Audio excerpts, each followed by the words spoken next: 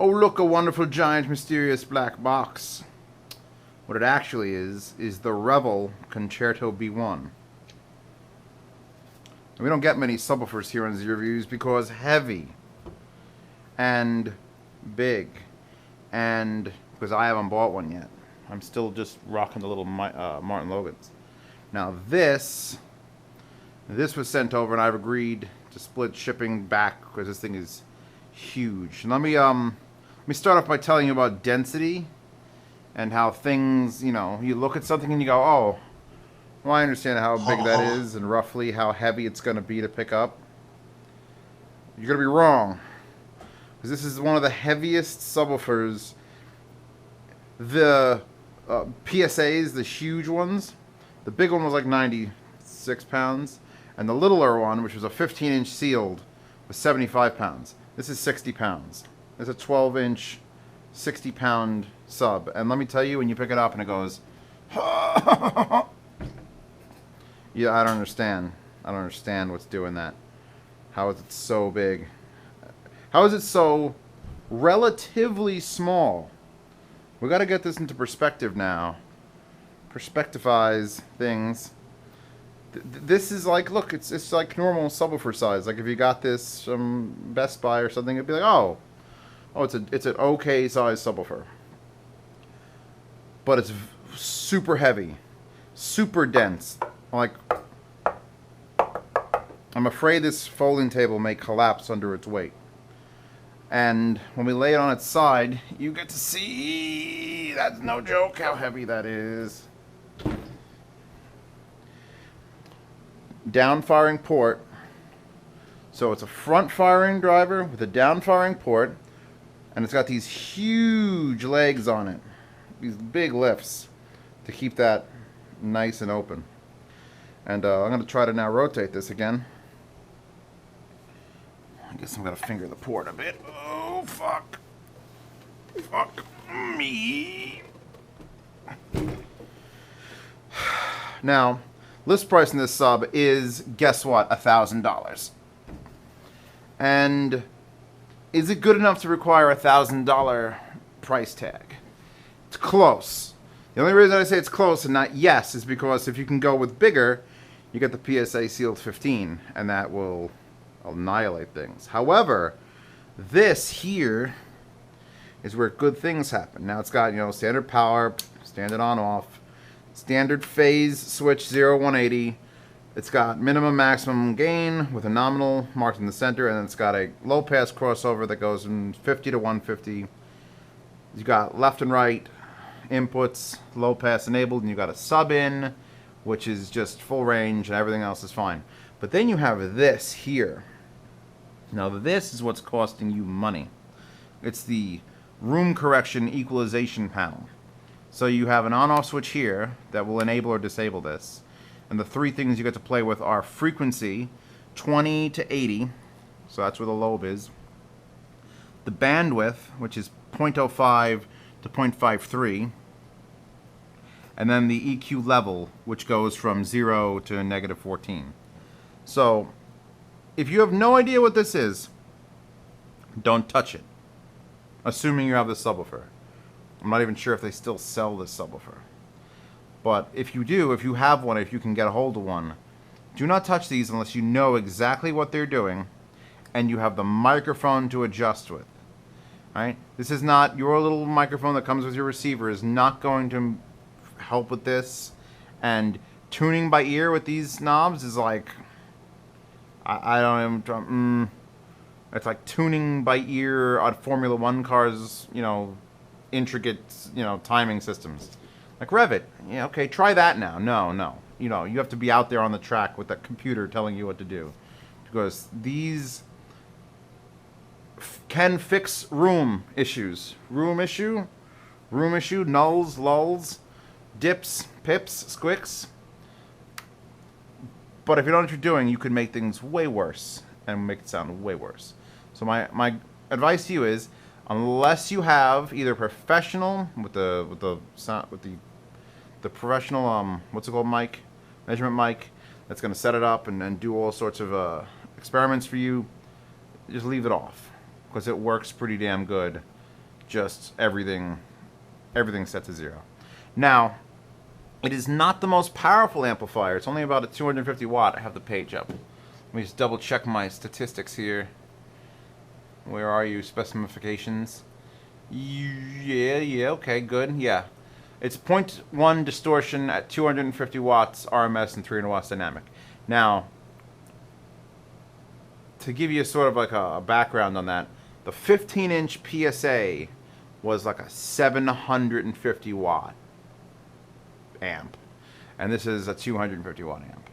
So, a lot less power and a smaller driver. But that said, and I'm going to turn it around now because I'm stupid.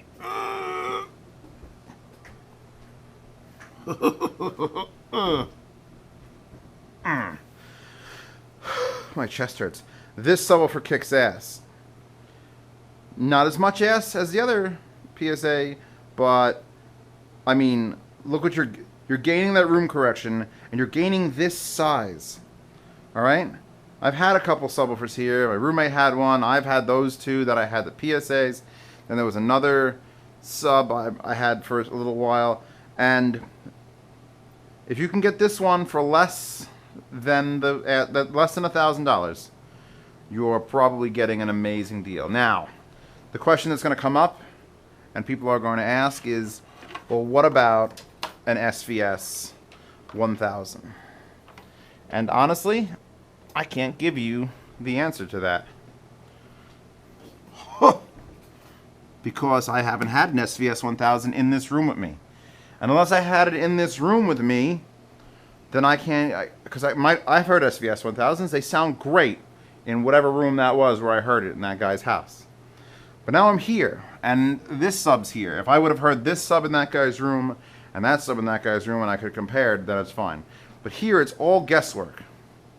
So the only way to know for sure is if someone sends me an SVS sub and help pay the goddamn shipping out, because it's going to be ridiculous. Now I've plugged this in now to my PAR 200.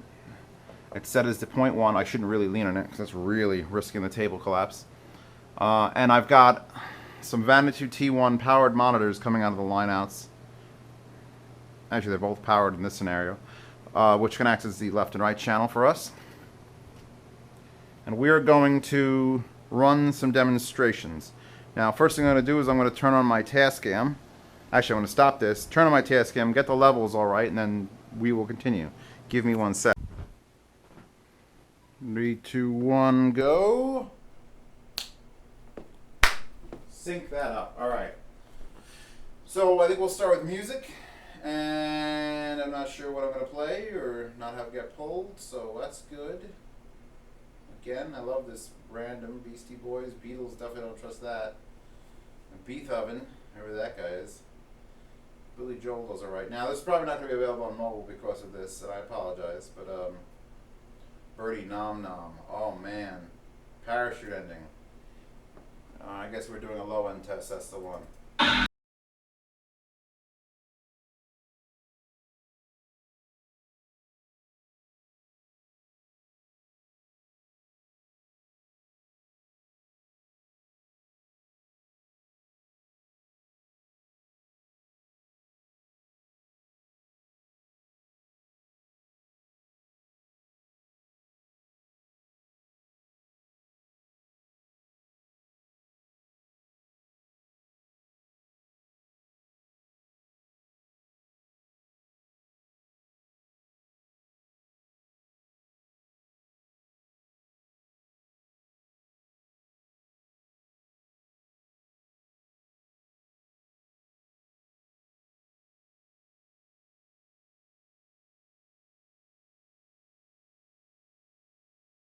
Actually, here's 10 fun. hertz, 20, 30, 40, 50, 60, 70, 80, Things are rattling on the table. 100, Table's rattling. 110, 120. Inca Steppa.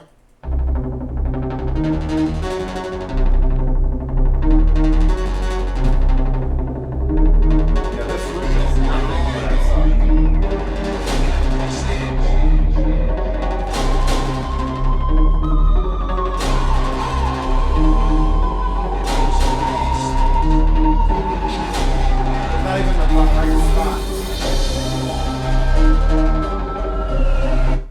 subwoofer coil in this room, you all know that this here is the correct area for this.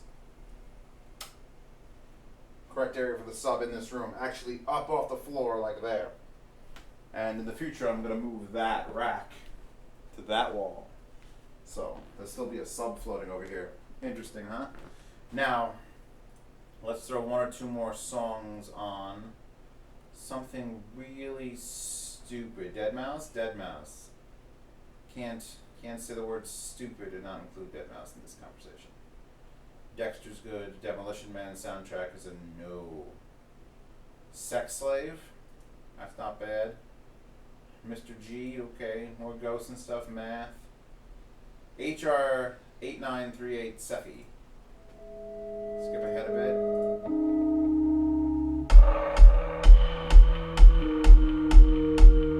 Still not stupid enough, I don't think.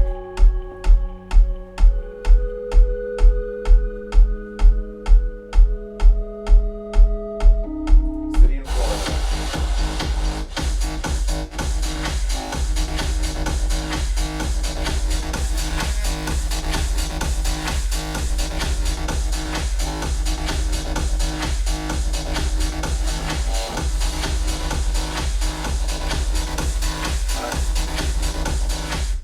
Concept. Let's try this. Because I know these Vanitudes will not handle the volumes that this can do. So what I'm going to do is I'm going to remove them from the equation. This is just like that scene in Speed. And about, well, let's just put it to 0. Alright, so now I can stretch the legs of this, and I'll have to check the levels of that because it's going to get silly in here.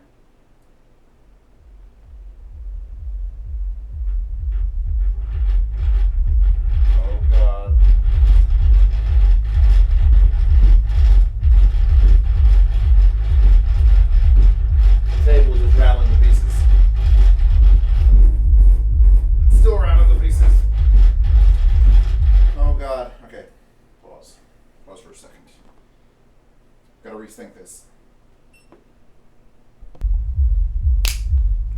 Okay, I replaced Radley's subwoofer with Radley table with another subwoofer because those things tend to be pretty inert. So where were we?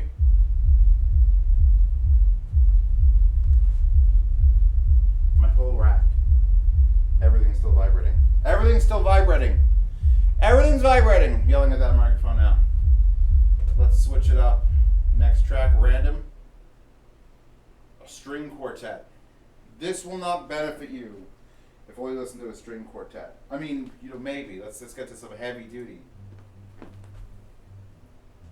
No. No. I always recommend, ideal system is always 2 bookshelves and a subwoofer. So you can move the subwoofer around, put it where you want. So you might as well get a good subwoofer because like it's been calculated that 1/5 of what you hear and recognize as sound is subwoofer. Even if the range is only like under 80 hertz and there's 80 to 20,000, 1/5 is what you notice. My funny Valentine? Just go anywhere you want, cat. Tales from the Crypt. I really want to put on a movie. Tchaikovsky's 1812 Overture.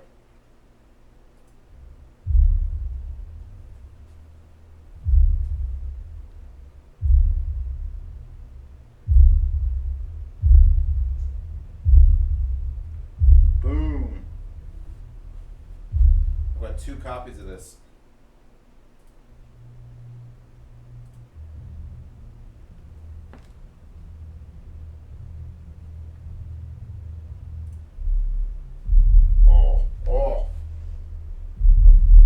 Oh, there goes everything.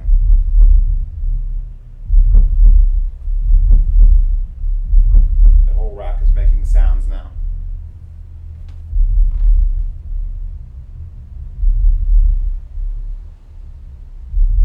God, that's gotta sound weird on this camera. That recorder is doing weird things to your heads. Alright. It works for music. Let's get a movie going.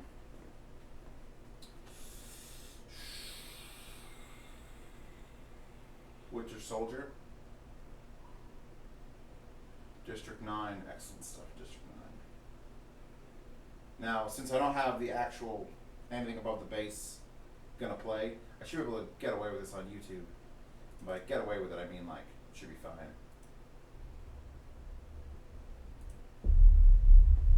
Edge of Tomorrow. Tomorrow. Good, leave it small.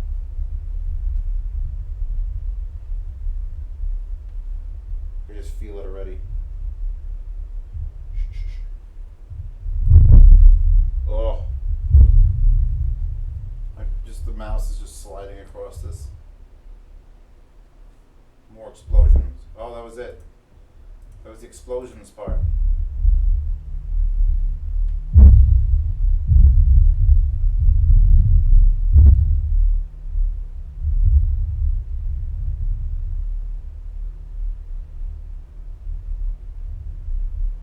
By the way, Edge of Tomorrow, excellent movie. I don't know how many times I'm going to say that over and over again.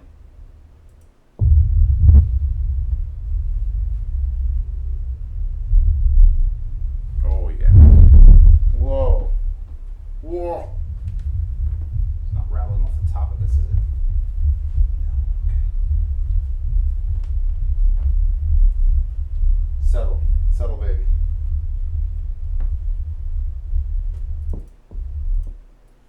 Was that? Ooh, Fifth Element's got some. Nah, Fifth Element's alright.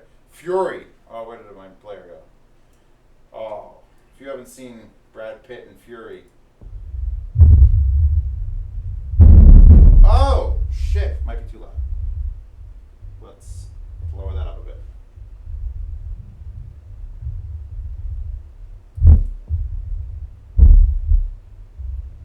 Yeah. This is a test movie.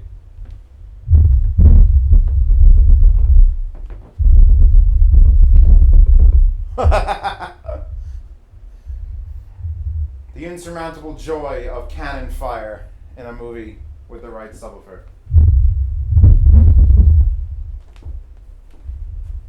I know I usually do the...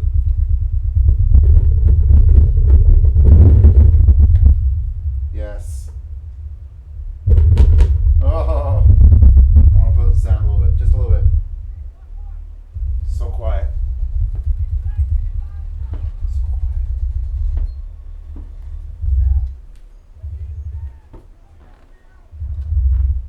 Yes, yes. Now, like I said, $1,000 retail price. For that money, you can get the 15-inch PSA, but you got to deal with the giant PSA sub. Which, if you're spending $1,000 on a sub, odds are you're crazy enough to deal with the size of it. So, is this an alternative? Absolutely. It's smaller. It's prettier. It still makes me go hee hee hee hee when I hear explosions, which is what a subwoofer should do. It's got room correction, which the PSA does not. And even though it's less powerful and obviously a smaller driver, it still makes all my stuff make noise. So, I want to thank, what's the name, for giving me this, for letting me, it's overstayed its welcome. He wants it now. Now it's his turn to have it. He bought it, and I've had it first, more than him. So now it's like, fine. Yeah, there's no worries. Concerto B1. I even like the finish. Let me talk about the finish for a second before I go into it, because this is like the wood grain, but you can actually feel it in this one. Like it isn't that fake wood. Like this has wood grain too, but it's not very good because that was not a very good sub. But this, it's gonna be a bitch to ship this. I can't wait. Actually, I can wait, but I'm not going to. All right, subwoofer reviews. Hopefully, getting a little easier. Maybe I've even got the mic position correctly this time. Let's see how this goes.